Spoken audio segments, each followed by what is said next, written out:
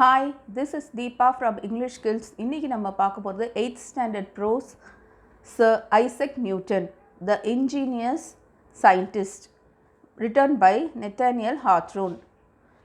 Ingenious scientist na தனித்துவம் வாய்ந்த விஞ்ஞானி. On Christmas Day in the year 1642, Isaac Newton was born at the small village at Holsthorpe in England. 1642 ஒரு Christmas டேயில் இங்கிலாண்டில் sir Isaac Newton பிறந்தார். அவர் பிறந்த small village பேர் Woolsthorpe. Little did his mother think when she beheld the newborn babe that he was destined to explain many matters which had been a mystery ever since the creation of the world. அவங்க அம்மா அந்த குழந்தைய தூக்க சொல்ல நினச்சே பார்த்துருக்க மாட்டாங்க. இந்த உலகத்தில் நிறைய மிஸ்ட்ரிஸ் இருக்குது, பல மிஸ்ட்ரிக்கு இவர் பதில் கொடுக்க போகிறாருன்ட்டு. Isaac's father being dead, Mrs Newton was married again to a clergyman and went to reside at North Witham. அவங்க அப்பா செத்துட்டதுனால அவங்க அம்மா ரெண்டாவது கல்யாணம் பண்ணின்னு ஒரு கிளர்ஜிமேனை நார்த் வித்ஹாம் போயிட்டாங்க. Her son was left to the care of his good old grandmother who was very kind to him and sent him to school.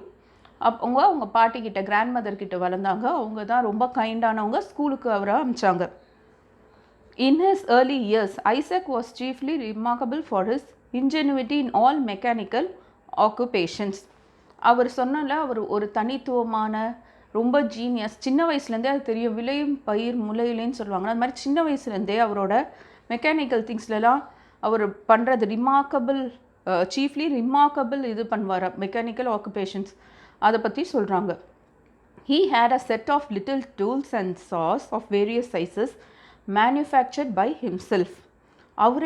அவருக்குன்னு ஒரு செட் ஆஃப் டூல்ஸ், இப்போ ஒரு மெக்கானிக்கல் திங்ஸ் பண்ணுறதுக்குலாம் டூல்ஸ் வேணும்ல, அது அவரே பண்ணிக்கினார். சாஸ்னால் மரம் இருக்கிறது, அதையே டிஃப்ரெண்ட் சைஸஸ் அவருக்கே அவர் பண்ணிக்கினார். With the aid of these, Isaac contrived to make many curious articles, at which he worked with so much skill that he seemed to have been born with a saw or chisel in his hand. அந்த tools எல்லாம் வச்சுட்டு அவர் புதுசாக invent பண்ணார். நிறைய curious things, ஆச்சரியப்படுற மாதிரி விஷயங்களை. எல்லாருமே நினைப்பாங்களாம், ஒரு கையில் சிசில் இல்லை சா அதெல்லாம் வச்சுட்டே பிறந்தாரான்ட்டு. The neighbors looked with vast admiration at the things which Isaac manufactured. நெய்பர்ஸ்லாம் பார்ப்பாங்களாம், இவர் பண்ணுற திங்ஸ் எல்லாம் அப்படியே பிரமிச்சு பார்ப்பாங்களாம். And his old grandmother, I suppose, was never weary of talking about him. எல்லார்கிட்டையும் அவரை பற்றி அவங்க அப்படியே டயர்டே ஆக மாட்டாங்க. எல்லார்கிட்டையும் அவரை பற்றி நல்லா பேசிக்கிட்டே இருப்பாங்க. He'll make a capital workman. One of these days she would probably say, no fear, but what Isaac will do well in the world and be a rich man before he dies. அவர் ரொம்ப நல்ல things பண்ணி ப்ராஃபிட்டாக பெரிய பணக்கார ஆவார்னு சொல்லுவாங்க. Some of his friends, no doubt, advised Isaac's grandmother to apprentice him to a clock maker. அப்ரெண்டைஸ்னால் பயிற்சிக்காக ஒரு clock maker, கடிகாரம் பண்ணுறவர்கிட்ட சேரணும்னு அட்வைஸ் பண்ணுறாங்க அவங்க ஃப்ரெண்ட்ஸ் எல்லாம்.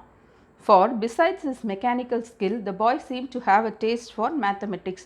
இந்த மெக்கானிக்கல் ஸ்கில்ஸ் இல்லாத மேக்ஸ்லேயும் அவர் ரொம்ப நல்லா பண்ணுவார். அதனால் கிளாக் பண்ண போகலான்னு நினைப்பாங்களாம். which would be very useful to him in that profession.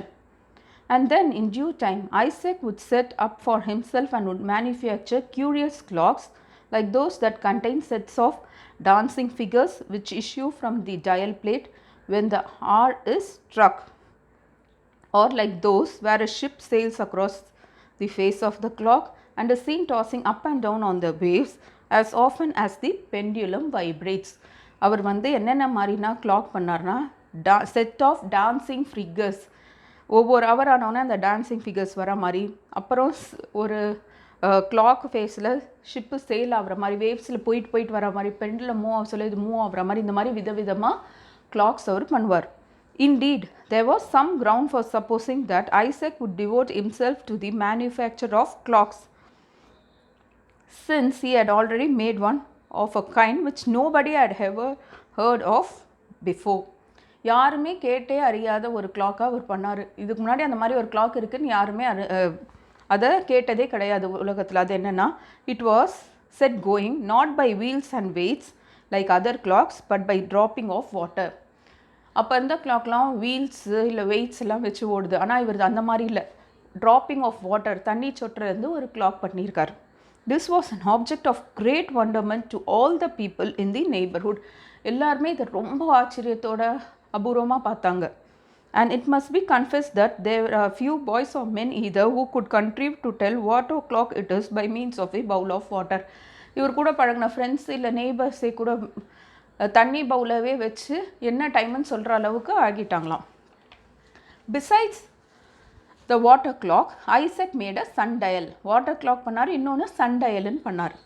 Thus his grandmother was never at a loss to know the hour, for the water clock would tell it in the shade and the dial clock in the sunshine.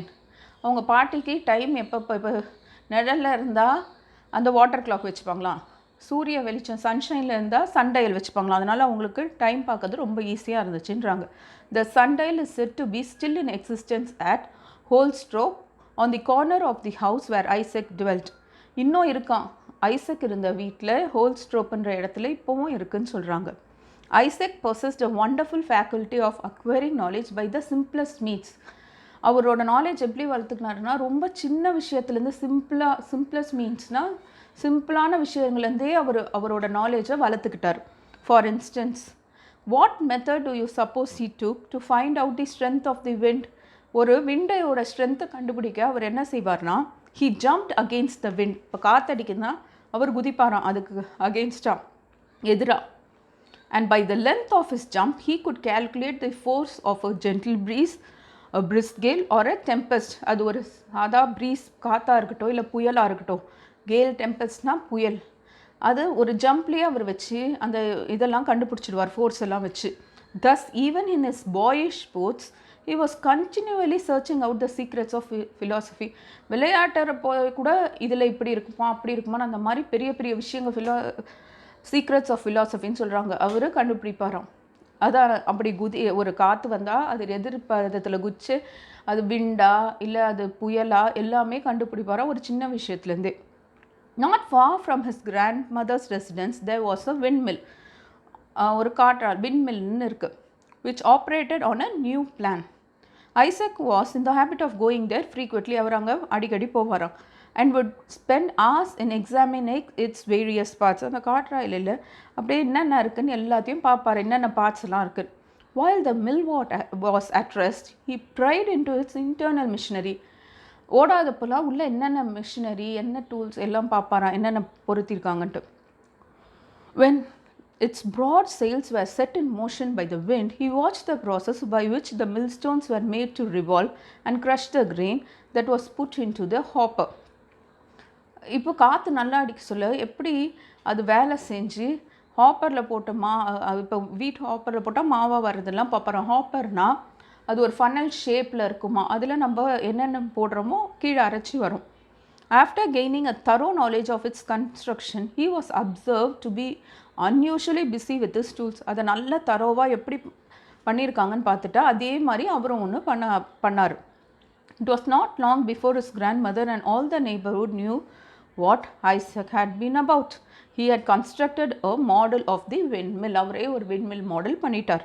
Though not so large, அவ்வளோ பெருசு இல்லைனாலும், I suppose as one of the box traps which boys set to catch squirrels. ஒரு box அளவு squirrels எல்லாம் பிடிக்கிற அளவு ஒரு box அளவில் அவர் பண்ணியிருக்காராம். Yet every part of the mill and its machinery was complete. ஆனால் அந்த சின்ன சைஸ்லேயே எல்லா பார்ட், மிஷினரியோட பார்ட் எல்லாமே அதில் இருக்கான். Its little sails were neatly made of linen and whirled around very swiftly when the mill was placed in the draught of air. வெளியே அந்த காத்தாலைக்கு போடுறது கூட லெனினில் பண்ணி அவ்வளோ நல்லா பண்ணியிருந்தாராம். Even a puff of wind from Isaac's mouth or from a pair of bellows was sufficient to set the sails in motion. ஃபூன் ஒரு puff நல்லா ஊதுறதா இருக்கட்டும், காற்றுல அது வேலை செய்ய ஆரம்பிச்சிடுச்சான். And what was most curious, if a handful of grains of wheat were put into the little hopper, they would soon be converted into snow white flour. அந்த hopper சொன்னால funnel shape, இதில் கொஞ்சம் கைப்பிடி கோதுமை போட்டால் அந்த விண்மில் அரைச்சி மாவா அப்படியே வெள்ளை மாவா ஸ்னோ ஒயிட் மாவா வந்துடுதான். ஸோ இதுதான் ஃபஸ்ட்டு சாப்டர். ஃபஸ்ட்டு சாப்டரில் என்ன பார்த்துருக்கோன்னா, சர் ஐசக் நியூட்டனோட ஃபஸ்ட்டு இது பார்ட் 1. என்னென்ன பண்ணார் சின்ன வயசில். அவங்க அப்பா செத்துட்டார், அவங்க அம்மா 2வது கல்யாணம் பண்ணிக்கினாங்க, அதனால் பாட்டி கூட வளர்றாரு. அவர் ஸ்கூலுக்கெலாம் அவங்க பாட்டி தான் அனுப்புகிறாங்க. சின்ன வயசுலேருந்தே அவருக்கு மெக்கானிக்கல் திங்ஸ்லாம் ரொம்ப ஆர்வம். அவரே டூல்ஸ் எல்லாம் பண்ணார். அதுக்கப்புறம் அவரே நிறைய மிஷினரி குட்டி குட்டியாக பண்ணிகிட்டு இருந்தார். கிளாக் கடையில் அப்புறம் சேர்ந்தார், கிளாக் மேக்கர்கிட்ட பயிற்சிக்கு. அப்புறம் அவரே கிளாக் பண்ண ஆரம்பித்தார். ஃபஸ்ட்டு டான்ஸிங் ஃபிகர்ஸு, அப்புறம் வேவ்ஸில் ஷிப் போகிற மாதிரிலாம் பண்ணார். அதுக்கப்புறம் அவரே யாருமே கேட்டறியாத தண்ணியிலேயே ட்ராப்பிங் ஆஃப் வாட்டர்னு சொல்கிறோம்ல, அந்த மாதிரி பண்ணார். அப்புறம் சன்டயல் பண்ணார். அதுக்கப்புறம் பக்கத்துலேயே விண்மில் இருந்தது, அதை பார்த்து ஒரு மினி சைஸில் விண்மில் பண்ணி அதுவும் வேலை செய்ய வச்சார். ஸோ இந்த சாப்டரில் நம்ம இதெல்லாம் தான் பார்த்தோம். எதனா டவுட்ஸ் இருந்தால் நீங்கள் கமெண்ட் செக்ஷனில் கேட்டால் நாங்கள் ஆன்சர் பண்ணுவோம். Like, share, subscribe. தேங்க்யூ.